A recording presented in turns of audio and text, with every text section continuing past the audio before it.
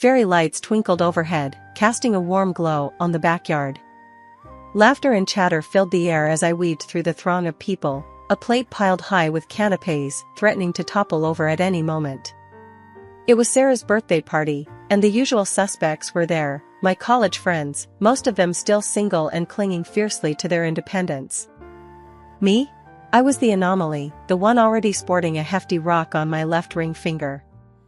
"Hey stranger!" A voice boomed behind me. I turned to see Sarah, her blonde curls bouncing as she hugged me tightly. "Where have you been hiding?" "Just dodging social butterflies," I laughed, gesturing to the overflowing plate. "Happy birthday, by the way. You look stunning." "Thanks," she beamed, her eyes sparkling. "So, where's Mr. Perfect?" "Ah, Michael." Even his name sounded perfect. He was the reason for my early exit from the single life. We'd met just a few months ago at another friend's gathering, and let me tell you, it was like something out of a cheesy romance novel. We locked eyes across the room, the music faded away, and suddenly, it was just the two of us. "Hey," he said, a confident smile playing on his lips. "I don't think we've met. I'm Michael." "I'm Paloma," I replied, feeling a flutter in my stomach. "Nice to meet you." That night, we talked for hours about everything and nothing. He was unlike any guy I'd ever met. At 27, he already had a clear vision for his future, a career, a family, the whole package. It was refreshing, a stark contrast to the commitment-phobic Peter Pan surrounding me. "I want kids," he declared at one point, his gaze intense. "A whole bunch of them. And I wouldn't mind changing a single diaper." My heart skipped a beat. Kids were a non-negotiable for me too. Growing up as an only child, I'd always dreamt of a house filled with laughter and the chaos of little ones. "Me too," I whispered, a genuine smile spreading across my face. And that was it. We were on the same page, a rare find in the murky waters of dating. Our relationship blossomed quickly. Dates turned into weekend getaways, which turned into movie nights curled up on his couch. Michael introduced me to his family, a close-knit bunch who welcomed me with open arms. His mom, Martha, was particularly warm. "Family is everything, Paloma," she'd say, her eyes twinkling. "A woman's place is with her children, nurturing them, helping them grow." I couldn't help but agree. A year later, Michael got down on one knee, a simple diamond ring glinting under the park lights. Tears welled up in my eyes as I whispered yes. Our wedding was small but beautiful, surrounded by loved ones. After the honeymoon, reality set in. Michael, ever practical, suggested I stay home and focus on creating a loving environment for the future little ones we desperately wanted. "Think of it as an investment," he'd say, squeezing my hand. "I'll be the breadwinner. You focus on becoming the best damn mom ever." 6 months flew by in a whirlwind of doctor's appointments, cravings for pickles and ice cream at 3 in the morning, and endless baby name debates. Michael was ecstatic. He practically announced our pregnancy to everyone we met, booming. "Paloma's knocked up. We're gonna have a little heir." The way he phrased it always rubbed me a little wrong, this emphasis on an heir. But I brushed it off, focusing on the miracle growing inside me. Finally, the big day arrived.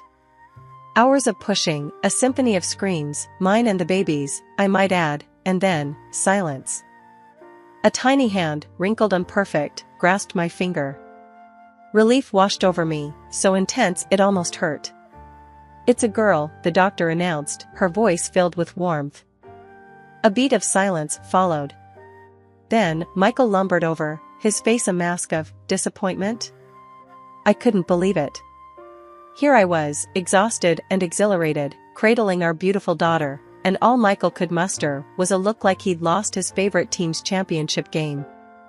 "A girl, huh?" he finally mumbled, his voice devoid of any excitement.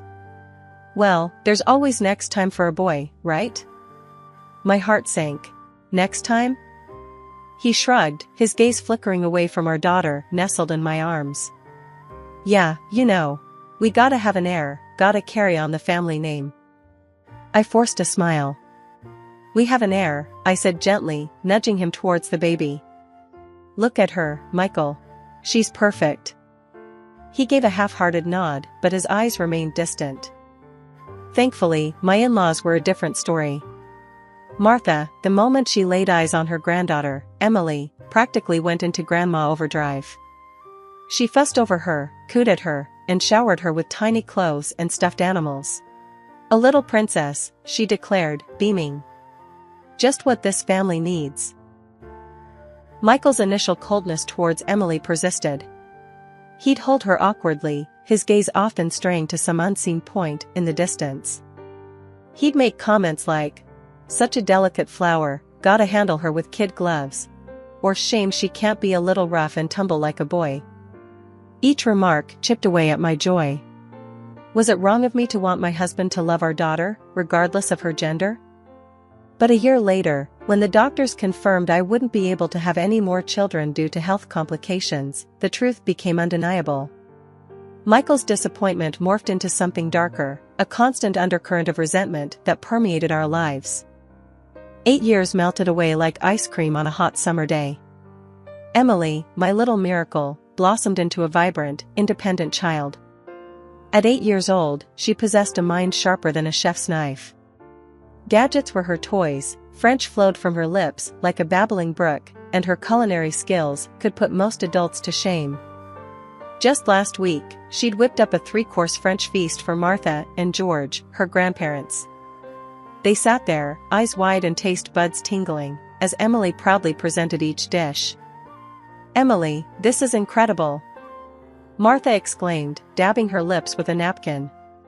"You're a natural." George, a man of few words, simply grunted his approval, but the twinkle in his eye spoke volumes. That same week, she brought home another trophy, this one for the most delicious homemade dish at a junior high school competition. Michael remained unfazed. He muttered a half-hearted congratulations and disappeared into the den, the usual refuge he sought whenever Emily's achievements threatened to steal the spotlight. One evening, as Emily built an elaborate Lego castle on the living room floor, tears welled up in her big brown eyes. "Mommy," she sniffled, her lower lip trembling. "Why doesn't Daddy ever seem happy about my stuff?" My heart ached. This wasn't new. Michael's indifference towards Emily had been a thorn in my side for years. I always brushed it off, telling myself he just wasn't good at expressing affection. But seeing the confusion cloud Emily's bright eyes, a fierce protectiveness surged through me. "Hey, sweetie," I knelt beside her, pulling her into a hug. "Don't you worry about that. Your dad loves you very much, he just doesn't know how to show it."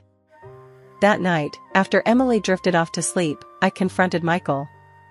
He was sprawled on the couch, flipping through sports channels, a beer balanced precariously on the coffee table. "Michael," I said, my voice tight with frustration, "we need to talk about Emily. She came to me today, crying. She feels like you don't love her because you never seem happy about anything she does." He looked at me, his expression a mixture of annoyance and defensiveness. "Look," he said, his voice gruff.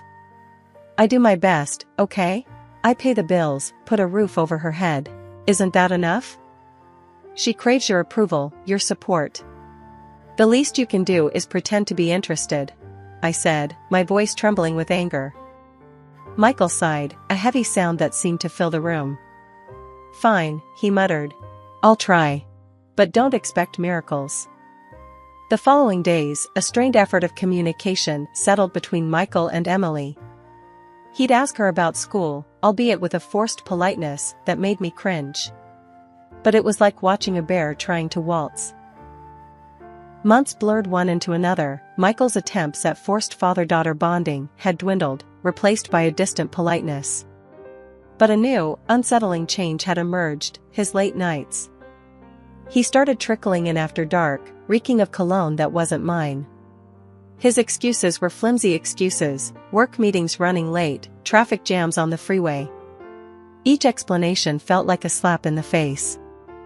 One evening, as the clock ticked past midnight and Emily was long asleep, I decided to confront him.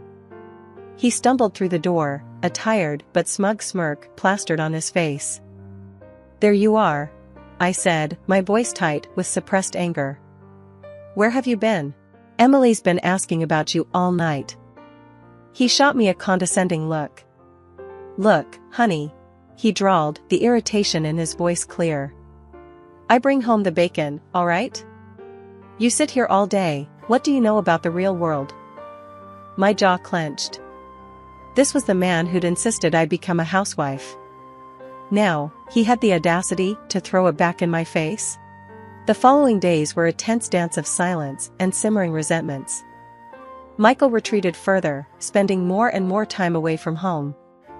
He even started dressing differently, trendier clothes, a cocky swagger that grated on my nerves. Even his hairstyle had changed, a youthful cut that seemed designed to shave years off his face. "Going for a new look, huh?"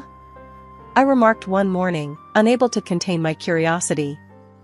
He flashed me a toothy grin, the kind he never used on me anymore. "Work thing," he mumbled, avoiding my gaze. The lie hung heavy in the air. One day, Emily practically skipped into the house, a wide grin plastered on her face and a crumpled piece of paper clutched in her hand. "Mommy, guess what?" she chirped, bouncing on the balls of her feet. My heart swelled with pride. My little genius had a knack for collecting achievements. This time, what was it? Another coding competition win? A perfect score on a science test? "What is it, sweetie?" I asked, kneeling before her and taking the paper. "I won the school's Mind Games championship," she declared, her voice brimming with excitement. "They said I'm the smartest kid in my grade." I whooped with joy, engulfing her in a tight hug. "That's amazing, Emily. I knew you could do it." This victory deserved a celebration. But what? A fancy dinner? A trip to the amusement park? Those options felt lame for a mind as brilliant as Emily's. Then, an idea struck me. That afternoon, after Emily finished her coding class, yes, at 8 years old, I surprised her with a sleek, brand new smartphone. Her eyes widened in astonishment as she unwrapped the box. "Mommy, a phone? For me?"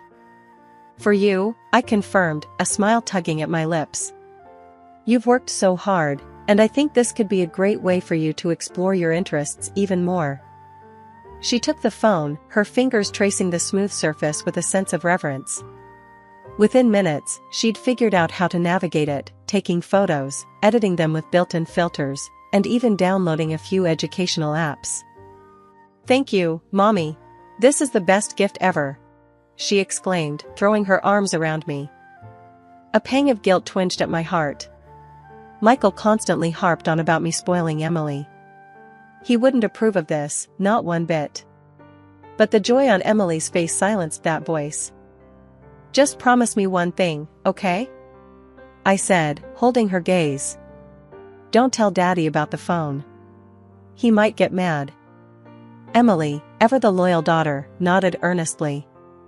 "My lips are sealed, Mommy. This is our little secret." A week later, a glimmer of hope, faint as a firefly in the night, flickered in our strained household. Michael, for the first time since his late-night habits began, initiated a conversation about Emily. Not just a disinterested, "How was school?" but a genuine attempt to connect. "Hey, Em," he said one evening, tossing a worn baseball cap onto the table. "How'd you like to go on a camping trip with me this weekend? Just us two. We can roast marshmallows, tell scary stories by the campfire." Emily's eyes lit up like Christmas lights. "Really? With just you and me?" "Yeah," Michael confirmed, a hint of awkwardness in his voice. "Figured it's about time we bonded, you and your old man." A knot of apprehension tightened in my stomach. The thought of Emily venturing into the wilderness with Michael, who wouldn't know a compass from a colander, sent shivers down my spine. "But Dad," Emily interjected, a frown creasing her brow. "What about bears and stuff? Aren't there, like, wild animals in the mountains?" Michael chuckled, a sound devoid of humor. "Don't worry, kiddo. I'll protect you from any bears or wolves that come sniffing around." My heart pounded in my chest. This whole camping trip felt like a terrible idea. Yet, seeing the excitement sparkling in Emily's eyes, the words died in my throat. That weekend, they packed their backpacks, a nervous flutter in my stomach battling with a sliver of hope. Maybe, just maybe, this trip would be the bridge they needed to build a stronger relationship. Sunday evening rolled around, a leaden gray settling over the sky, mirroring the dread growing in my chest. Michael stumbled through the door alone, his face etched with a desperate weariness. "Paloma," he croaked, his voice hoarse. I need to tell you something. It's Emily, I lost her." The world tilted on its axis. "Lost her?" I echoed, my voice barely a whisper. "What do you mean you lost her?" He looked up, his eyes red-rimmed and pleading. "We were hiking in the mountains, and she wandered off. I called for her, searched everywhere, but..." Fury surged through me, hot and blinding. "And you just came home now? Why didn't you call the police?" I was scared," he mumbled, his voice cracking. "Scared they'd think..." "Think what?" I roared, my voice laced with a terrifying calm. "That you're a neglectful father who lost his own daughter." Tears streamed down his face, but they did little to extinguish the inferno raging within me. "I'm calling the police," I declared, grabbing the phone. "They can start searching right away." A frantic phone call later, sirens wailed in the distance, a beacon of hope in the encroaching darkness. My in-laws arrived, their faces etched with concern, but their words did little to penetrate the fog of terror blanketing my mind. The agonizing wait dragged on, each tick of the clock an eternity. Michael sat huddled on the couch, his phone clutched in his hand, his gaze glued to the screen. My blood pressure soared as I watched him, a detached calmness masking a simmering rage. This wasn't worry, not genuine concern. It was something else entirely. A jolt of electricity shot through me. "Emily! Her phone!" "Emily's phone!" I screamed, the realization dawning on me like a slap in the face. "She has a phone with GPS." Michael's face drained of color. His phone clattered to the floor, the screen displaying a text conversation filled with cutesy emojis. Ignoring the sickening churn in my stomach, I grabbed my phone and dialed Emily's number. It rang unanswered, each unanswered ring chipping away at the fragile hope I clung to. With trembling hands, I relayed the information to the search team, a newfound urgency lacing their voices. Here's hoping that tiny phone, a symbol of my supposed overindulgence, would be the key to bringing Emily home. An hour stretched into what felt like a lifetime. Then, a crackle of static on the walkie-talkie shattered the tense silence. A voice, rough with relief, announced, "We found her. She's safe and sound." Moments later, the front door burst open, revealing a group of rescuers carrying a small, bundled figure. Emily, her face streaked with dirt and exhaustion, but safe. Alive. My in-laws engulfed her in a hug, tears streaming down their faces. I joined the embrace, burying my face in her hair, the scent of pine needles and fresh air a balm to my soul. When we finally pulled back, I looked into Emily's bright brown eyes. "Why didn't you answer your phone, sweetheart?" I asked, my voice thick with emotion. She shrugged, a hint of defiance in her small voice. "I was scared it would die," she explained. "So I just stayed put and waited for them to find me on the GPS thing." 8 years old, and already displaying a wisdom that put her father to shame.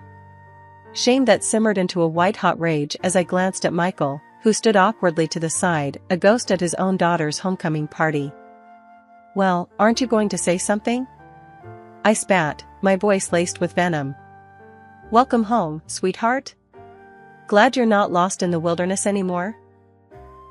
Michael flinched at my words, but remained silent. Emily, sensing the animosity, wriggled out of my embrace and walked towards him. "Daddy," she said, her voice small, but clear. "Why did you leave me all alone in the mountains?" Michael's lips stretched into a thin, unconvincing smile. "Just a little test, champ," he mumbled, his voice strained. see how brave you are." Emily, for an 8-year-old, displayed a maturity that belied her age. She tilted her head, her gaze unwavering. "No," she corrected. "You left me on purpose." A choked laugh escaped Michael's lips. "Don't be silly, kiddo. Why would I do that?" "Because you don't like me," she stated bluntly, her voice devoid of accusation, simply a fact. "You never wanted me." My breath hitched in my throat. The truth, raw and unfiltered, hung heavy in the air. Michael's face flushed crimson, his eyes darting around the room like a cornered animal. "That's not true," he blustered, his voice laced with desperation. "You're just a stupid kid, making stuff up." "Don't call me stupid," Emily retorted, her small frame bristling with defiance. Martha, ever the peacemaker, intervened. "Michael, that's enough," she snapped, her voice surprisingly firm. "Let Emily speak."